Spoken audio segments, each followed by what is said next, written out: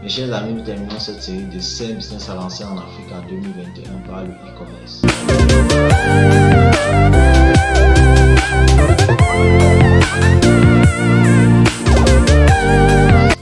Le e-commerce, c'est quoi? C'est simplement le commerce en ligne. Ici, il s'agit de faire quoi? D'utiliser Internet pour vendre nos produits, tout simplement. Mes chers amis, le e-commerce est tellement vaste. C'est pourquoi je vais faire une série de vidéos qui vont expliquer un certain nombre de choses pour à ceux qui sont intéressés par le e-commerce. Mais ici, nous allons faire quand même jeter un regard panoramique sur un certain nombre de choses qui se passent autour du e-commerce.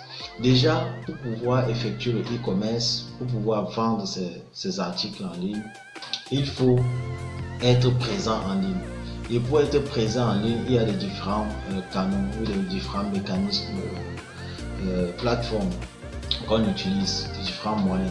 Vous pouvez par exemple créer un site de e-commerce. Vous pouvez, quand je dis vous pouvez, soit c'est l'un ou l'autre, et généralement c'est tous ces éléments que je cite, généralement on les combine ensemble pour pouvoir optimiser ses ventes. Parce que de façon générale, pour pouvoir vendre en ligne, vous devez avoir une communauté de potentiels clients, des prospects qui deviendront probablement plus tard vos clients. Donc vous devez avoir des plateformes par lesquelles vous allez passer pour atteindre vos clients. Ici, je disais tantôt que vous pouvez avoir un site de e-commerce, c'est-à-dire un site internet dans lequel vous présentez vos différents articles avec leur description et les prix. Voilà, ça c'est un moyen, un mécanisme qu'on utilise le e-commerce. Vous allez entendre parler de sites de e-commerce. Combiné à cela, vous devez avoir des pages Facebook où vous allez publier vos articles, parce qu'aujourd'hui nous savons que les gens se connectent. La plupart des personnes, lorsqu'ils se connectent ou lorsqu'elles se connectent à Internet, directement ils vont sur les réseaux sociaux, leurs pages. C'est pourquoi aujourd'hui Facebook est une régie publicitaire sans concurrent. Je pense que il n'y a pas deux plateformes où la publicité passe comme Facebook actuellement. Donc vous avez votre site de e-commerce, mais vous avez votre plateforme, vous avez votre page Facebook, la page de la boutique, si je peux dire comme ça, la page de la boutique, dans laquelle vous publiez vos articles. Vous publiez vos articles et vous sponsorisez la page. Surtout au début, lorsqu'on ne vous connaît pas encore, il faut mener une action qui va être forte, qui va permettre à ce que les gens vous découvrent. Donc vous créez une page, vous la remplissez avec vos produits et vous la sponsorisez. Si vous ne connaissez pas comment sponsoriser, vous pouvez vous rapprocher d'un community manager ou de quelqu'un qui s'y connaît. Il va vous aider à sponsoriser votre page. Il y a aussi des personnes qui utilisent d'autres plateformes de réseaux sociaux comme Instagram, mais la principale que moi je conseille pour un débutant c'est Facebook. Et par la suite il y a la plateforme WhatsApp qui est de plus en plus utilisée. Des personnes utilisent les groupes WhatsApp, utilisent leur statut WhatsApp pour publier leurs articles. C'est vrai que tout ça ne suffit pas, il faut avoir une bonne stratégie derrière, parce que sinon vous allez embêter des personnes. Il faut savoir quand est-ce qu'il faut publier quoi pour espérer toucher le plus de personnes. Donc il y a un certain ensemble de choses qu'il faut connaître pour se démarquer. C'est pourquoi vous allez voir aujourd'hui, il y a tellement de personnes qui font du e-commerce, mais quelques personnes s'en sortent, les autres ne s'en sortent pas. Il y a des personnes qui vont dans leur statut, publient 50 articles. Se lève un matin, vous levez un matin, vous cliquez sur son statut, vous voyez il y a 50 articles. Même si sur les 50 là, vous pouviez trouver un qui vous intéresse, je vous assure, vous allez zapper son statut, aller sur le suivant. Donc il ne faut pas embêter les gens, il faut savoir comment publier ces articles. Vous pouvez publier quelques-uns, les meilleurs, vous les publiez et vous mettez les liens pour celui qui est intéressé pour aller consulter votre catalogue et tout ça. D'autant plus qu'aujourd'hui, il y a WhatsApp Business qui a un certain nombre de fonctionnalités que beaucoup de personnes ignorent. Donc, il y a des petites stratégies que vous pouvez utiliser pour tirer votre épingle du jeu.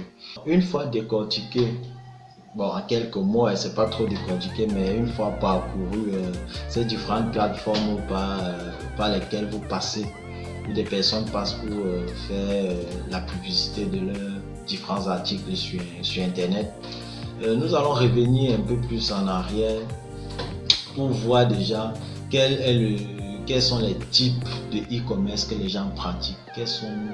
Puisque tout le monde ne pratique pas le e-commerce de la même façon. Il y a il y a plusieurs aspects du e-commerce, il y a plusieurs éléments.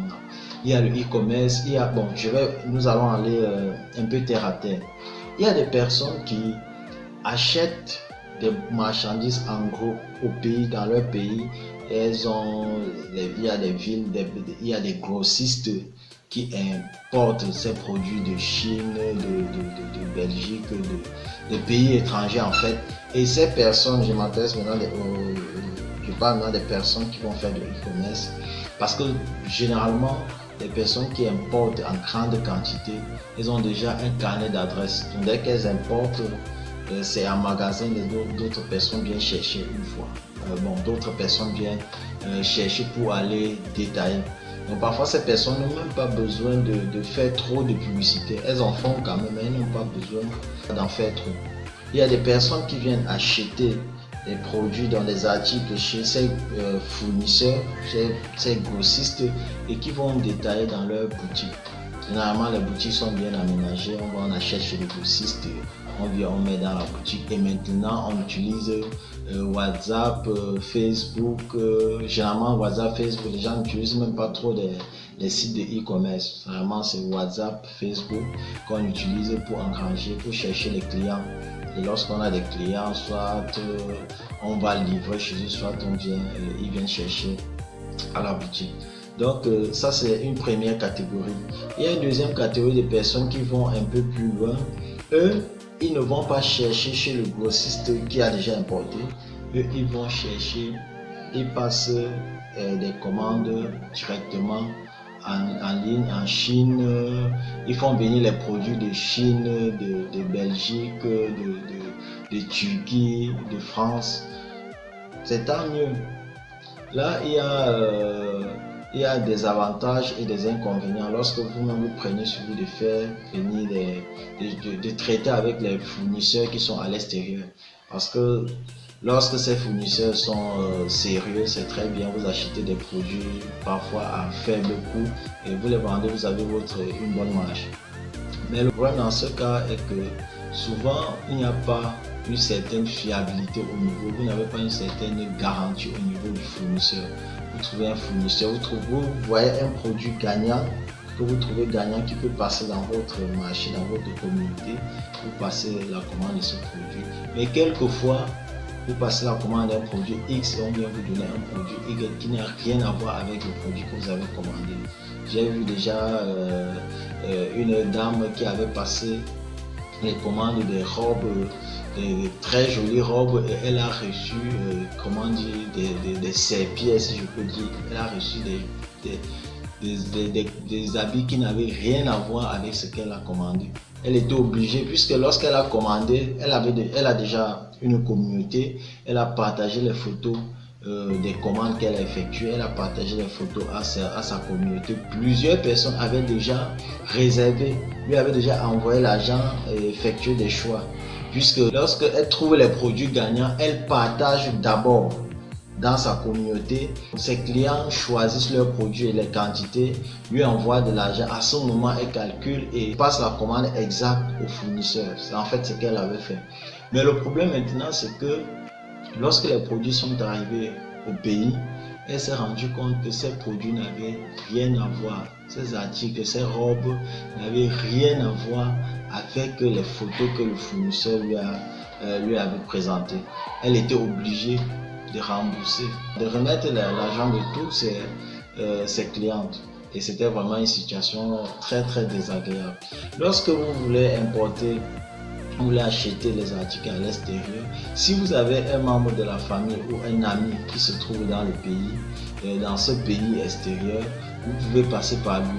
À ce moment, c'est vraiment bénéfique parce que cette personne ira rencontrer le fournisseur, attester de la qualité des articles avant que vous envoyez de l'argent. Dans ce cas, c'est bon. Mais dans l'autre cas, vous devez savoir que vous couvrez beaucoup de risques, mais on dit qu'il ne risque rien à rien. Mais sachez simplement que vous devez utiliser beaucoup d'astuces. Il y a beaucoup d'astuces qu'on utilise souvent pour pouvoir se rassurer que le produit que le fournisseur nous envoie est le bon. Je ne peux pas tout étaler ici, là, les vidéos que nous allons faire sur le e-commerce vont nous permettre de détailler un certain nombre de choses. Si vous voulez vous lancer, vous avez intérêt à être vraiment futé. C'est un domaine qui paye beaucoup, mais vous devez connaître les mécanismes de communication sur Internet. Vous devez être aimable puisque la clientèle est parfois capricieuse, donc il y a un certain nombre de choses que vous devez rassembler. Mes chers amis, j'espère que vous vous êtes régalés en regardant cette vidéo. C'est vrai qu'elle est un peu durée, elle est un peu plus durée que prévu, mais j'espère que vous vous êtes régalés malgré les petites incohérences qui s'y retrouvent. Si vous avez aimé, alors abonnez-vous à la chaîne, hein. Vous abonnez simplement à Africa Lead, vous cliquez sur le bouton, les boutons que vous pouvez voir n'importe où pour s'abonner là. Abonnez-vous et partagez la vidéo avec d'autres personnes, vos amis que la vidéo peut intéresser. Donc on se retrouve plus tard dans d'autres vidéos que je vais publier bien sûr ici. Ciao.